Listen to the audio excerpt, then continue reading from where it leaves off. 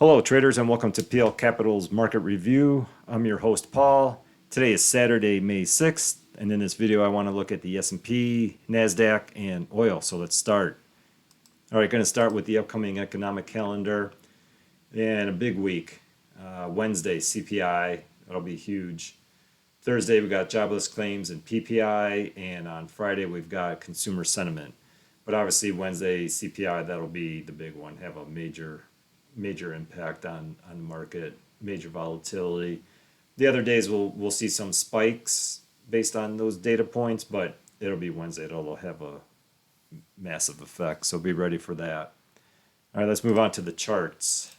All right, starting off with the S&P. This is the futures contract for the S&P. And so in my last video, I said that I was expecting this up move to correct and then have one more come up and break it, but they didn't do that. And because of that,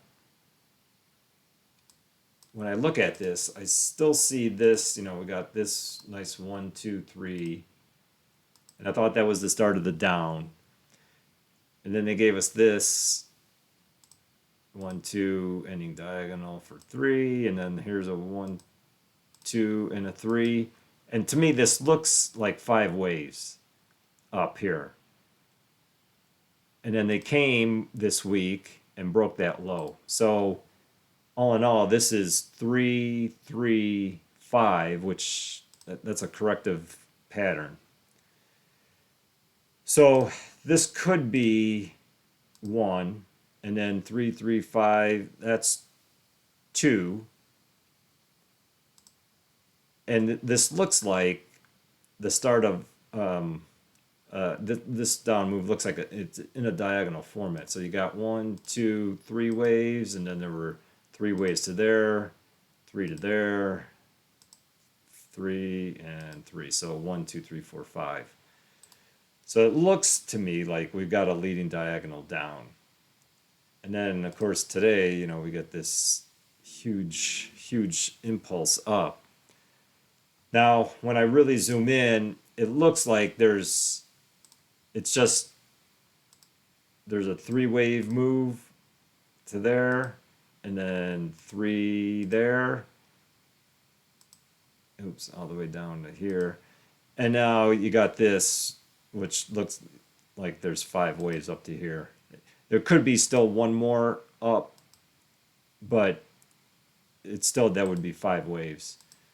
So if it is 3, 3, 5, then that would be just a big correction, just a very much deeper correction than I was expecting, especially after the reaction on Wednesday.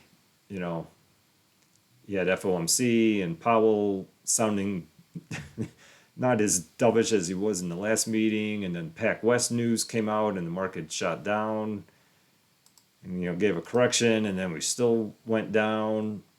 I wasn't expecting this kind of that big of an update. I was expecting a smaller correction, maybe like to 4110-ish, and then we would resume down. So, got to keep an eye on what happens here, because if this is 335, then this should be all the correction, and it should start heading south pretty quick here. So that's what I'm going to be watching, because we definitely got it looks like this is a leading diagonal. So now it should start coming down, and then when it comes and breaks that low, that'll be the interesting time, because then this could be like a big 1, 2, 3, and then we still go up. So I'll be watching this whole thing come Sunday night and into Monday. If this starts coming down aggressive, then I feel like this is just a big correction, big fake out.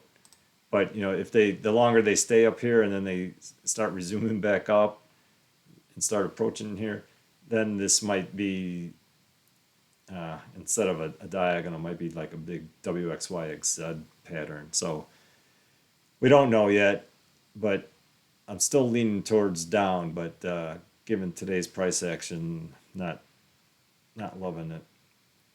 All right, let's move on to the Nasdaq.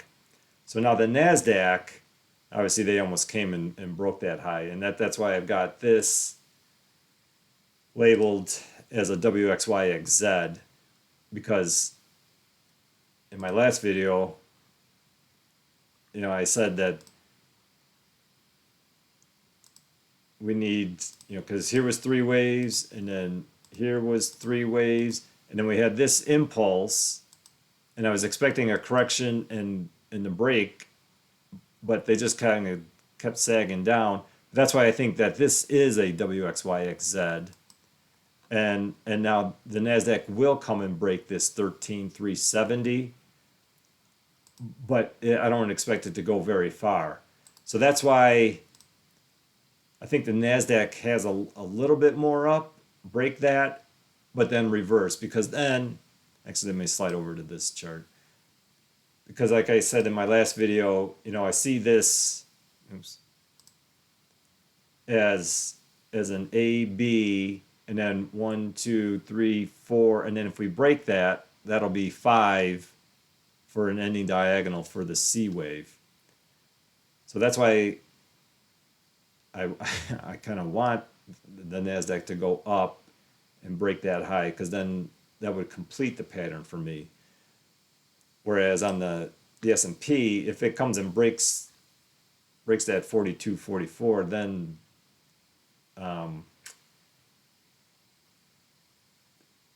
that throws me for a loop as what they're doing, because that shouldn't break given all of this stuff going on, especially when they broke that low. So that's why I think the S&P, it might go up just one more time and break this 4163 that they set today, but I don't think it shouldn't break 4206. So that's why this little area is really key for the S&P. All right, so a little bit up on the Nasdaq and maybe just a little up on the S&P, but I think once this 13,370 breaks on the Nasdaq, that's when it's time to get out. That's what I'll be looking for, the Nasdaq to roll over here. All right, moving on. Crude.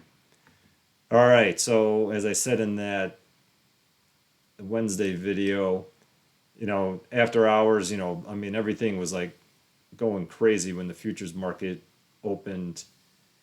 reopened Wednesday evening.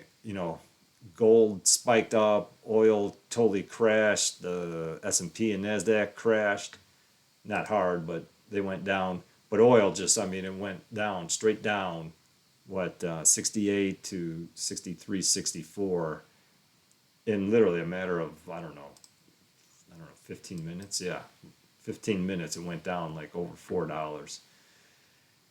Gave that spike, but then it just ripped right back up. So zooming out, like I said in my last video,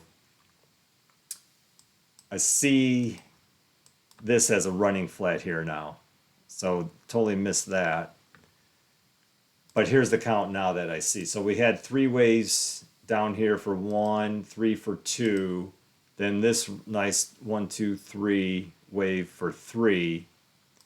So now I would expect 3 waves up for 4, and then we still got to come back down. Well, I think they're going to be making a leading diagonal. I mean, it could just be this is just a big WXY, super huge Y wave, I guess. And that's all the correction, and we're going back up. But I think they're gonna make a diagonal and then give a big correction and then still one more down. So I think oil is gonna be trading in this, I don't know, 60 to at least 80, maybe 80. Well, at least 77 they should be coming up to for the fourth wave. But I think oil will be, well, I think just even this fourth wave is going to take quite a bit of time. I mean, you could see how long this third wave took. So I would think for at least the next month, 2 months, oil's just going to be chopping. But it's going to be kind of grinding upwards. And I think it should at least reach into the 77, could go to 80, and 86, and it could go even higher. I mean, if they wanted, they could bring it up to 100. But this is, I think, a likely area, and if you're into, like smart money concepts, like there's got to be just a ton of stop losses right there. So that would coincide with, a move up into this range, take out these stop losses. So yeah, so I see that for oil, and if I just drill down, it looks to me like we've had 5 waves. So we had this like little running flat, 1, 2, and then 3, 4, and 5. And now I think they're making like this little, they're going to make an expanding flat here. So because I see 3 down, 3 up. So I think they're going to come down, maybe 70-ish or so. Give you a little expanding flat. So that'd be like a 1, 2, and then they'll come up and break this 71.81. And I think all in all that'll be just like the first part, and then they'll give a bigger correction before heading higher. So temporarily I think oil will be dropping down probably into this zone here. So 70. Yeah, I think down at the lower end of it. So 70-ish before they go up one more time. And then when they do break that 71.81 level, then I think there's going to be a bigger correction happening. Because I mean there hasn't been a very big correction yet after that spike down. So I think they're just going to kind of spike it down and spike it up and then give a bigger correction here. All right, so that's what I see on the markets. Thanks for watching. Hope that helps. Thanks for your likes and support, and I'll see you in the next video. Bye.